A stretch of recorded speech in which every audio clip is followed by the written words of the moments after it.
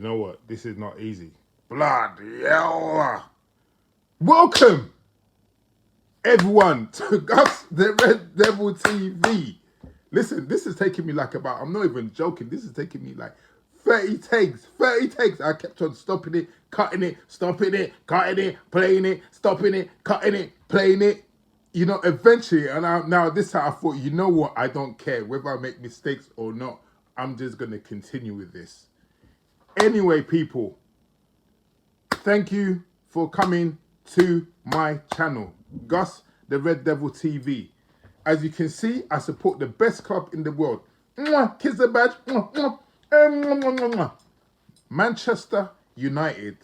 Yes, everyone can banter us this season and say, oh yeah, you're playing in Europa, you finished sixth, this, that. I don't care. I still love my club. I know even though sometimes at a time they do my head in, but I still love my club and I'm here to rep my club. Not only that, we're going to be discussing, during the course of the podcast as well. We're going to be discussing about other football teams as well. To the winners, Man City. Big up to Man City. You know, big up. I don't hate against them. They done well. They play good. They got a good manager. They got a good team. You know, so I big them up. They done well. Congratulations to them. Liverpool, you don't deserve it. I don't care. People can say whatever. Yeah, I ain't going to say, oh yeah, oh well, bad luck and all that. No, good. You lost. Simple. You know what I mean? You lost. Chelsea, you know what? Lekaka tax. You know what I mean? Yeah, we got the final Infinity Stone apparently. This is what Chelsea fans were saying. They were saying they got the final Infinity Stone. What happened, mate? You finished third. Yeah, and then what? You won, what's it called? World Cup Community Shield. You're running up your mouths and saying, oh, you finished third. You're laughing at Man United. Don't laugh at Man United, you know, because you lot don't know what's in store for you lot. And what's it called? Well done, Tottenham. Well done, Tottenham. They finished fourth. Arsenal thought they could pick them to it. Arsenal were running their fans. Oh, we got Super Arteta and all this kind of nonsense that they normally come with, saying they were going to finish. They were celebrating. They made their song that they were in the Champions League. They made the song that they were going to be in the Champions League. Imagine that. Imagine that. Oh, mate, Arsenal. You know what? I love Arsenal fans, man. I love them. You know what I mean? They're jokers. You know? And then, obviously, what's it called? Yeah, well, we came, was it 5th or 6th? You know, I don't even know. I don't even know where we came. This is how I'm pissed. Like, I'm pissed off. Like, Man United this season, for us to drop off like this, you know, from 2nd to 5th, or was it 6th? Yeah, whatever one. Anyway, we didn't finish first. That's all. That's my main concern. That we have to finish first. I'm not bothered about 2nd. I'm not bothered about 3rd, 4th, whatever. We have to finish number 1. We are an elite club. You know what I mean? We are an elite club. We are still the biggest and best club in England. Whether people like to admit that or not, and everyone knows it, is the truth. Man United is the biggest club and the best club in England. No one can touch us. No one. You know? But anyway, I'm here to discuss our new gaffer, Mr. Eric Ten Hag. You know, we appointed him, I think, to be honest, I think we appointed him like about 2 months ago. You know, I had a bet with one of my mates. Marcus, you know who you are. Yeah, and he didn't pay up. And I told him about 2 months ago that we've appointed him. We did appoint him, but obviously they couldn't come out because Ajax was still competing. They were still competing to, you know, win their trophy, win their domestic league and stuff like that. So obviously, us being Man United, a respectful club, we decided to not announce it 2 months ago, but we had already signed him, you know. And yesterday I watched his press conference, and to be honest, I was quite impressed. You know, he seems like a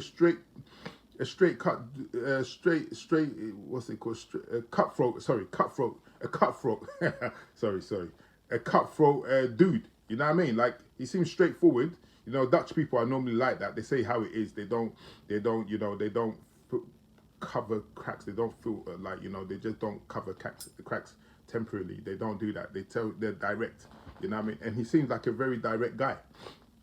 You know, and he was saying, yeah, he wants us to be playing attractive football and winning football, and he wants us to play in a style that we're going to be playing both attractive football, and we're going to be winning our games, you know.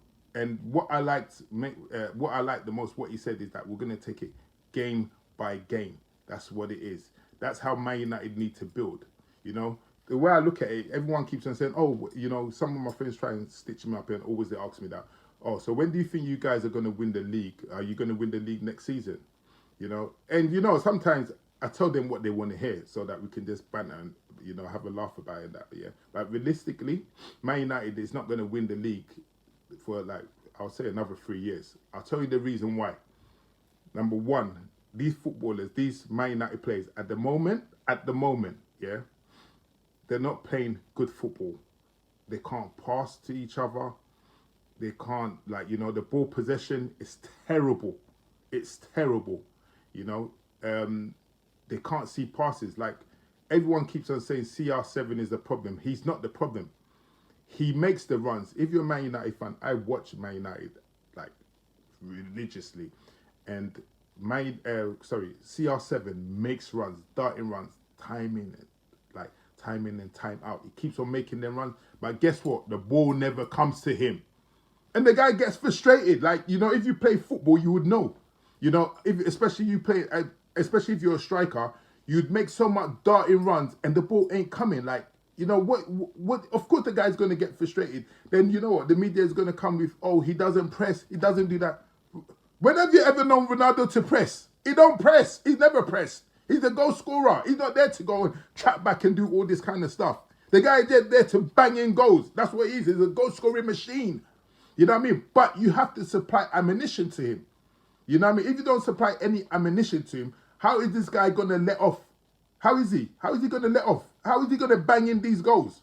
He ain't. You know what I mean? So we need to build a style of play. We need to actually build the team around Ronaldo. We need to work the ball for Ronaldo. We need to do it. Because with him, he would finish every single chance given to him. I don't care. He would. And you guys know it. He would finish every single chance.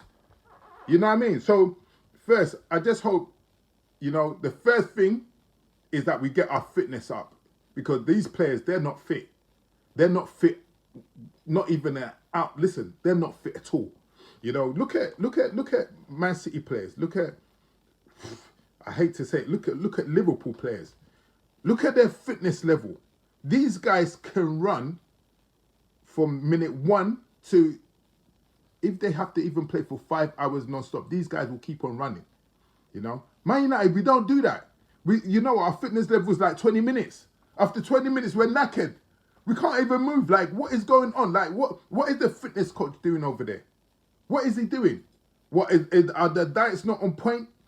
Obviously, their fitness is not on point because when when Ralph Rangnick first came, yeah, everyone kept on saying this Gegen press or Gangen press or whatever press it is, yeah, that this is what we're gonna do. Listen, we only did that for like I think that was our first game when Ralph got appointed. That was the only time we did a press. I think the first game, I've forgotten who it was against anyway, yeah, and we were good in that game. We pressed. Second game, guess what?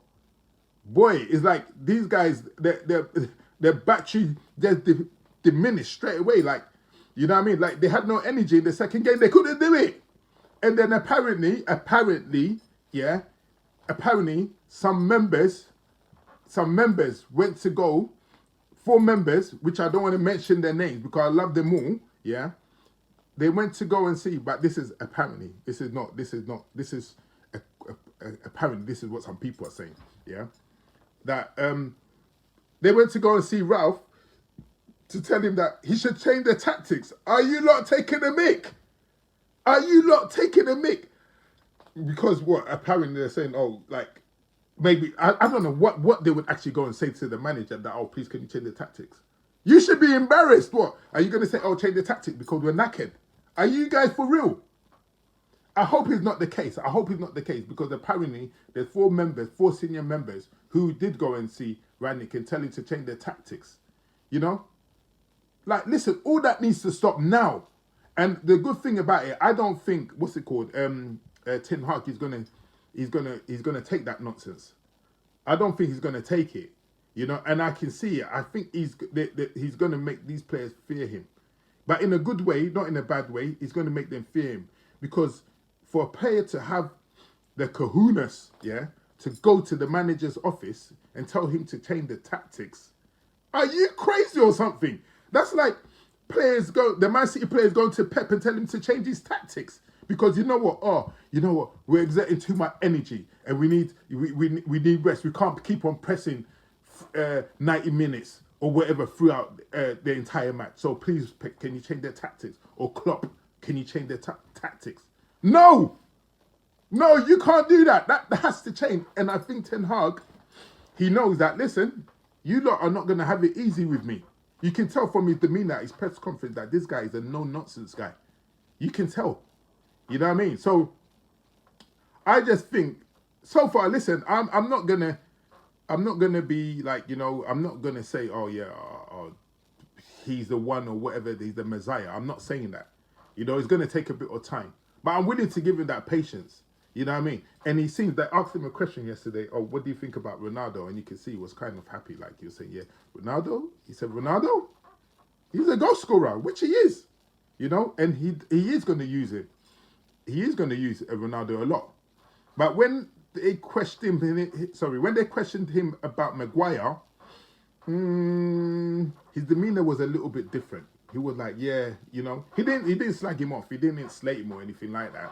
All he said is that, yeah, Maguire's a good player. He's achieved a lot of things. They achieved a lot of things. I don't know what achievements he's talking about. Maybe he's talking about coming from Hull to Leicester and to Man United. Maybe that's the only achievement that I think, you know what I mean? And then maybe the greatest achievement is being a Man United captain. Yeah, maybe that's what Ten Hag was relating to, you know what I mean? But yes, sorry, that's my son's dog. Yeah, what's it called? Relating to. So yeah, that could be I think that's what he was talking about. But yeah, he seemed like a very confident guy. He seemed like a very confident guy, and yeah, let's see what he can do. You know, let's see what he can do. Let's give him a chance. I think it's going to take at least 3 years for Man United to see the Premier League. I'm not even lying, like, you know, I'm not even gassing or anything like that. Firstly, the first thing that Man United, what he needs to do is get our fitness up. That's the first thing. Second thing, style of play, which I know he's going to implement. Yeah, that's going to be for the first season. So guys, forget about any trophies, anything for next season. Forget about it. I know people are saying you're Europa, you have to win it. Forget about that. You know, forget about it. Yeah, this is going to be a long process. It's going to be at least a 3 years process minimum before we start seeing any trophies. So first season, we get our fitness up. Remember, apparently, Man City and Liverpool, it took them 2 years to get their fitness up. Well, especially Liverpool, that's what I heard, that it took them 2 years to get their fitness up. You know, before they could do the press play at that high intensity and that. I hate using Liverpool as an example because I hate them. Yeah, but you have to give credit where it's due. You know what I mean? Like, you know, it took it's not that they're champions or anything like that. I'm just talking about their fitness, like the way they run, even though apparently they're 22 asthmatics. You know what I mean? But, you know, their fitness level is crazy. Man City, obviously, their fitness level, them guys, they're aliens. You know what I mean? So yeah, we have to get up to that standard. So number one, our fitness has to be the main thing for this season. The fitness, and then our style of play. That is that's season one. Season two, we have to win any trophy. Any trophy, I don't care. Any trophy, we have to win it. That's for season two. Yeah. Then season three, then we have to go for the big boy. No, the big boys, should I say. That's the Premier League. And then if we can, the Champions League. But preferably the Premier League. We need to go for that. And then from there we build on. You know? It's just that the fans have to be patient. They really have to be patient with 10. It's not going to be easy. You know, it's not going to be plain sailing. It's not. You know, it's not. It's really not. So we're just going to have to give the geezer some time. We're just going to have to give the guy some time because as well, we have to build the squad. Remember, Pogba's leaving. Mata's leaving. Matic is leaving. I so wanted Matic and Mata to stay. Pogba, I do like Pogba, but what it is that Pogba's been flirting with other teams for like the past year and a bit, and I think that's so disrespectful. Listen, Pogba, I love you in that, yeah, but I think that's so disrespectful. Like when you go on international duties and then you're flirting with teams and saying this, and God rest his soul, Mino, yeah, and then he's coming out saying all these things about Man United that Pogba is gonna leave, and then one time, look, can you imagine Pogba would link to Man City while playing for Man United? Like the disrespect, it was crazy.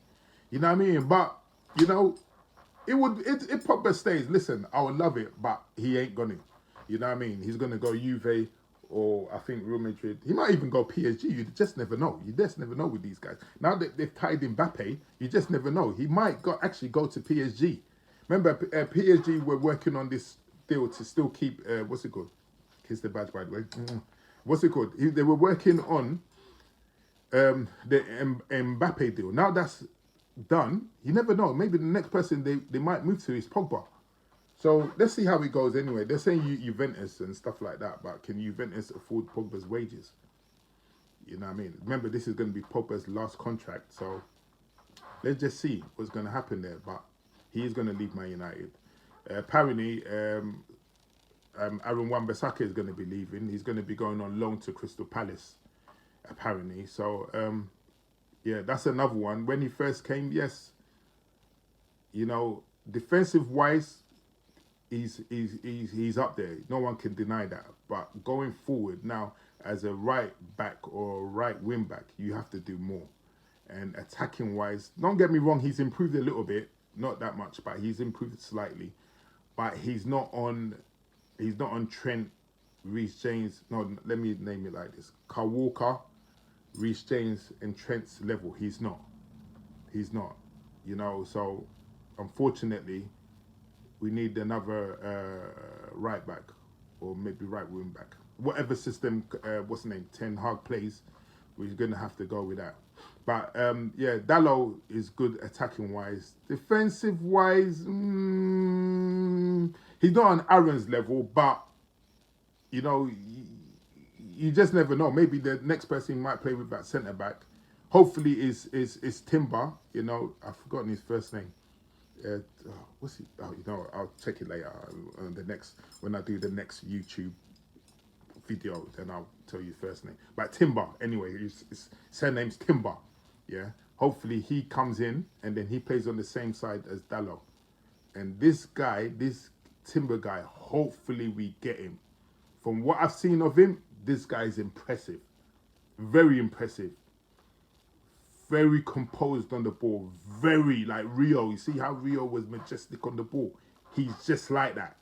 Yeah, he's just like that, majestic. I think he's even got a bit more better feet than Rio. Because he's two-footed. He can use left and right, the same. Ambidextrous, that's what they call it. Ambidextrous, yeah. He can use both. You know what I mean? So he's very composed. He's quick. He's strong. Good passer. He's actually a good finisher as well. The way he plays, you actually think he's a midfielder. Like he's a centre midfielder. The way he's so composed on the ball and he passes and, he's strong, he's quick. He's got everything. Yeah, people say he's not that tall for a centre back, but was Lisa Rizzu. If you guys can remember Lisa Rizzu, or what's his name? What's that Italian one? Cannavaro, that's it. He weren't the tallest geezer, and he wasn't the tallest, but he could read the game, and he was out jumping players who were twice his height. You know what I mean? So this guy, I'm not saying this guy is Cannavaro or anything like that, but he looks decent. He really looks decent, and hopefully we can get him. You know what I mean? We can get him, and then we can get a few others. I don't know who else we're going to get. I think so far it looks like they're saying Timber. We're not going to get Harry Kane, so we can forget that. Yeah, and that Darwin Núñez is apparently, he said he doesn't want to come to Man United. These players are turning down Man United. Who did they think they are? Who did they think they are that they're turning down Manchester United? But you know what? It's our fault. We're not we're still an attractive club, but not attractive like say how Man City are at the moment, where like Haaland has gone to them or whatnot. Like we're still attractive. We can still pay the big wages, but sometimes the players now, it's not about just the big wages. They want trophies as well now. So, we listen. These players, they will come calling, begging to come join Man United, but it's not going to be now. It might be like maybe next season, just next season. After they see our style of play, they'll see that we're heading. You know where is players want to see that we're heading in the right direction. Once they see that, okay, Man United is back on track and we're heading in the right direction, then yes, we'll be an attractive entity again, once again. We still are, but we're going to be more attractive. You guys get what I'm saying, though, innit? You know what I mean? So yeah, that's what it is. But yeah, as I said, that's enough about Man United for now. Let's talk about what happened on Sunday. This is what I'm saying about the Premier League. The Premier League. Premier League is a different kettle of fish.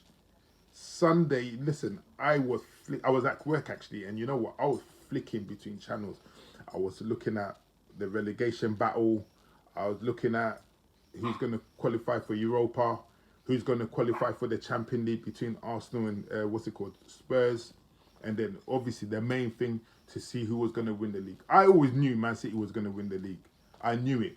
Yeah, listen, most people would know, apart from deluded Liverpool fans. They're the only ones who's going to still think they had a chance when they didn't have no chance in hell. You know what I mean? But yeah, this was so exciting. This what makes the Premier League the best league in the world. It had everyone on edge. Even people who don't watch football. People don't watch football. They just tuned in to watch the final game of the season. And you know what? It didn't let us down, man. Yeah, Man City, well done. Liverpool, yeah, I have to give a tiny weeny bit of credit for making the title race very exciting. You know what I mean? And this is what it is. Next season, just imagine next season, how it's really going to be. It's going to be, Man City is going to be up there. Liverpool is going to be up there. Chelsea, nah, you're not going to be up there because you've got all this thing, new owners coming in, you're losing a lot of players. You're not going to be there. Chelsea might even finish like 8th or 9th or 10th, to be honest. Spurs is going to be there. Conte is going to be, definitely he's going to be there. Newcastle, everyone needs to watch out for Newcastle. Newcastle is going to be doing big things. People shouldn't sleep on Newcastle. Newcastle is going to be very dangerous. Man United, Man United.